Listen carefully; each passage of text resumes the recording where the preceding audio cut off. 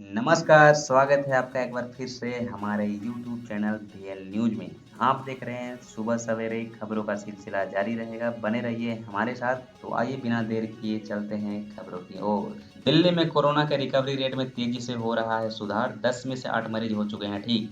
दिल्ली में पहली बार corona recovery rate 80% के पार पहुंच गया है, यानी यहां 10 में से 8 मरीज पूरी तरह से ठीक हो चुके हैं। दिल्ली में अभी रिकवरी रेट 80.28% है, जो अब तक सर्वाधिक है।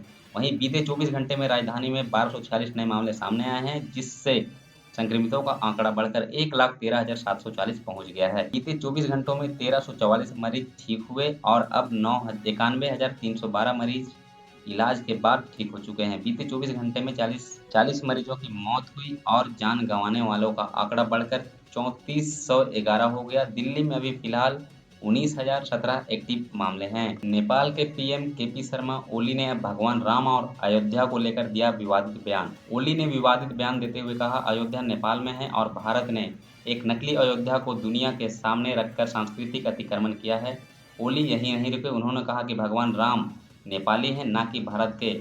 नेपाल के प्रधानमंत्री ने अपने निवास पर आयोजित कार्यक्रम में कहा कि भारत ने नकली अयोध्या को दुनिया के सामने रखकर नेपाल की सांस्कृतिक तथ्यों का अतिक्रमण किया है। उन्होंने कहा कि भगवान श्री राम की नगरी अयोध्या भारत के उत्तर प्रदेश में नहीं बल्कि नेपाल के वाल्मीकि आश्रम के पास है। केंद्र सरकार ने कहा, 19 राज्यों में कोरोना से ठीक होने की दर राष्ट्रीय औसत से बेहतर। मंत्रालय ने कहा कि देश में इस समय कोविड-19 के 3,01,609 मरीज उपचाराधीन हैं और अस्पतालों, कोविड देखभाल केंद्रों या घर पर आइसोलेशन में डॉक्टरों की निगरानी में है। इसमें कहा गया कि उपचाराधीन मामलों में ठीक हो चुके मरीजों की संख्या 2,51,861 ज़्यादा है। जिन 30 राज्यों में और केंद्र शासित क्षेत्रों में कोविड-19 के कारण मृत्यु दर राष्ट्रीय औसत 2.64% से कम है, उनमें लद्दाख, त्रिपुरा, असम, केरल, छत्तीसगढ़, ओडिशा, अरुणाचल प्रदेश, गोवा, मेघालय, झारखंड, बिहार, हिमाचल प्रदेश, तेलंगाना, आंध्र प्रदेश, पांडुचेरी, उत्तराखंड, तमिलनाडु, हरियाणा, चंडीगढ़, जम्मू कश्मीर, कर्नाटक, राजस्थान, पंजाब और उत्तर प्रदेश शामिल हैं। सुरक्षा और सावधानी के साथ सिनेमाघर तैयार, बस सरकारी हरी झंडी मिलने का है इंतजार। कोरोना वायरस को फैलने से रोकने के लिए लगाए गए लॉकडाउन में सिनेमा उद्योग पर बुरी असर पड़ा है, खासकर सिनेमा घरों के कारोबार पर, जो सिने उद्योग की कमाई में 60% योगदान रखता है। जून महीने से शुरू हुई अनलॉक प्रक्रिया में घरेलू उड़ानों के साथ रेलवे और दूसरे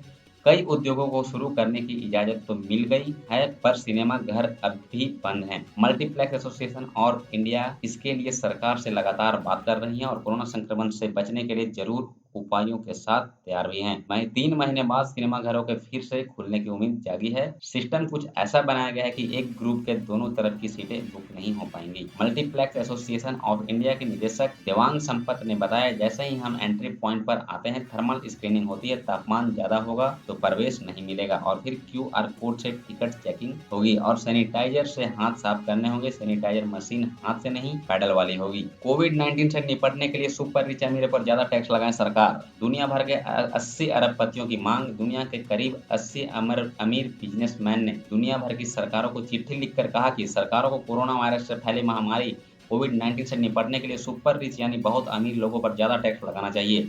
इस चिट्ठी में उन्होंने खुद मिलियनरीज और ह्यूमैनिटी बताया है कि और कहा कि उन पर सरकार को तुरंत काफी हद तक और अस्थायी रूप से ज्यादा टैक्स लगाना चाहिए। इस ग्रुप में बैन एंड जेरिज आइसक्रीम के co-founder Jerry Greenfield, screen writer Richard Curtis और फिल्म मेकर एबिगेल डिज्नी के साथ अमेरिकी एंटरप्रेन्योर सिडनी टोपल और न्यूजीलैंड के रिटेलर स्टीफन टिंडल शामिल हैं। देश में कोरोना मरीजों की संख्या 9 लाख के पार, रिकवरी रेट हुआ 63.2%। देश में कोरोना वायरस का कहर थमने का नाम नहीं ले रहा है। विभिन्न राज्यों में मिले आंकड़ों के माने तो भारत में कोविड-19 के 9 लाख से ज्यादा मामले हो गए हैं। स्वास्थ्य मंत्रालय के सोमवार सुबह के अपडेट के मुताबिक देश में 24 घंटे में कोरोना के गंवाने वालों की संख्या 23,173 हो गई है। देश में फिलहाल 3,01,609 एक्टिव केस हैं। असम में बाढ़ की स्थिति गंभीर, मुंबई में भारी बारिश का अनुमान, दिल्ली में 1 हफ्ते तक बारिश नहीं। असम में सोमवार को बाढ़ की स्थिति और खराब होने के साथ राज्य में वर्षा जनित घटनाओं में 6 लोगों की मौत हो गई है। बाढ़ में असम से के करीब 20 लाख लोग प्रभावित हुए हैं। हालांकि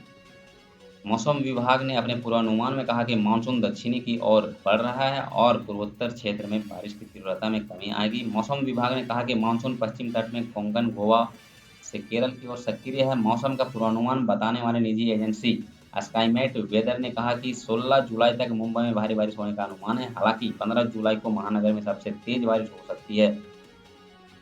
दिल्ली में नमी का स्तर 87% तक पहुंच जाने के कारण उमस की स्थिति बनी हुई है। अधिकतम तापमान 38.2 डिग्री सेल्सियस दर्ज किया गया।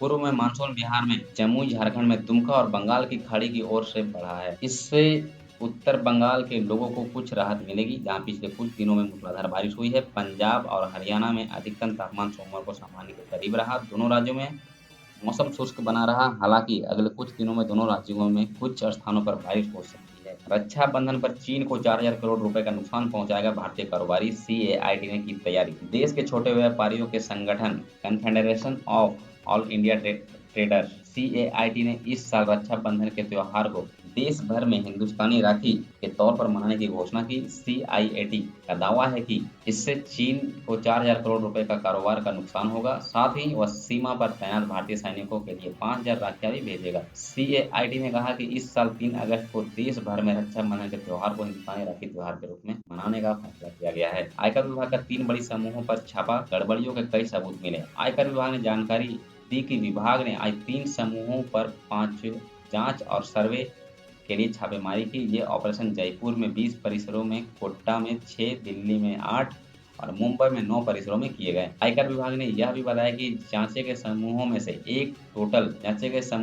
एक समूह होटल, जल विद्युत परियोजनाओं, धातु और ऑटो सेक्टर जैसी कई व्यावसायिक गतिविधियों में शामिल हैं। इन गतिविधियों से उत्पन्न अघोषित आय को अचल संपत्ति में निवेश करने का संदेह है। दूसरा समूह सोने चांदी के आभूषणों के व्यापार से जुड़ा हुआ है। इसके अलावा आयकर विभाग ने बताया कि दूसरा समूह सिल्वर, गोल्ड, ज्वेलरी और एंटीक सिल्वर आर्टिकल्स की ट्रेडिंग में लगा हुआ है और इसके ब्रिटेन, अमेरिका जैसे अन्य देशों के साथ साथ इन देशों में प्रॉपर्टी और बैंक अकाउंट्स में एसोसिएट इंटरप्राइजेज हैं। 10 मिनट में मास्क से 99% वायरस खत्म करेगी डिवाइस।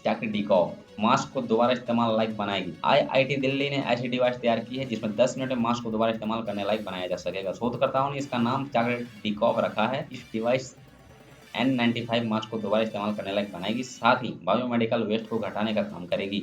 शोधकर्ताओं का दावा है कि यह डिवाइस मास्क में मौजूद वायरस और बैक्टीरिया को 99.99% तक खत्म करेगी। संस्थान के वाइस प्रेसिडेंट तुषार बाथम के मुताबिक यह डिवाइस ओजोन आधारित है। ओजोन एक ऑक्सीडाइजिंग एजेंट है जो वायरस के उस प्रोटीन को नष्ट करता है जो संक्रमण की वजह बनता है। इसके बाद वायरस का INA भी डैमेज हो जाता है। मास्क को मशीन में रखा जाता है और ओजोन के असर से वह संक्रमण मुक्त हो जाता है। छात्र छात्राओं के लिए जरूरी खबर, यूजी पीजी की परीक्षा का समय हो सकता है कम, तैयारी में जुटा विभाग। उच्च शिक्षा राज्य मंत्री ने कोरोना के बढ़ते खतरे को देखते हुए अधिकारियों को परीक्षा समय कम करने का प्रस्ताव तैयार करने के निर्देश दिए हैं, जिसके बाद विभागीय अधिकारी परीक्षा के समय को 3 की जगह 1.5 घंटा करने की तैयारी में है। मानव संसाधन मंत्रालय व यूजीसी के निर्देशों के तहत प्रदेश में विश्वविद्यालयों व महाविद्यालयों के अंतिम वर्ष व अंतिम सेमेस्टर की परीक्षाएं 24 अगस्त से 25 सितंबर के बीच होंगी। 25 अक्टूबर को इनका परिणाम घोषित किया जाना है। इन परीक्षाओं में करीब 80,000 छात्र छात्राओं का प्रतिभाग करना है, जिन्हें 25,000 छात्र छात्राएं बाहरी राज्यों के हैं। अब कोरोना के बढ़ते खतरे को देखते हुए प्रदेश सरकार की ओर से यह निर्णय लिया गया है कि प्रश्न पत्र को हल करने का समय घटाया जाएगा। उच्च शिक्षा राज्य मंत्री डॉक्टर धन सिंह रावत के अनुसार मुख्यमंत्री त्रिवेंद्र सिंह रावत भी चाहते हैं कि परीक्षा का समय कम किया जाए। उन्होंने कहा कि इस बार परीक्षा का समय 3 घंटे से घटाकर 2 या 1.5 घंटे किया जा सकता है। आज के लिए बस इतना ही। फिलहाल इसके लिए आप लोगों से आज्ञा लेना चाहूँगा। धन्यवाद। अगर हमारा चैनल आपको पसंद आता है, हमारा वीडियो आपको पसंद हो तो हमारे वीडियो को लाइक करें, चैनल को सब्सक्राइब करें और बेल आइकन को दबाना बिल्कुल ना भूलें ताकि हमारे अपडेट्स आप तक सबसे पहले पहुँचे।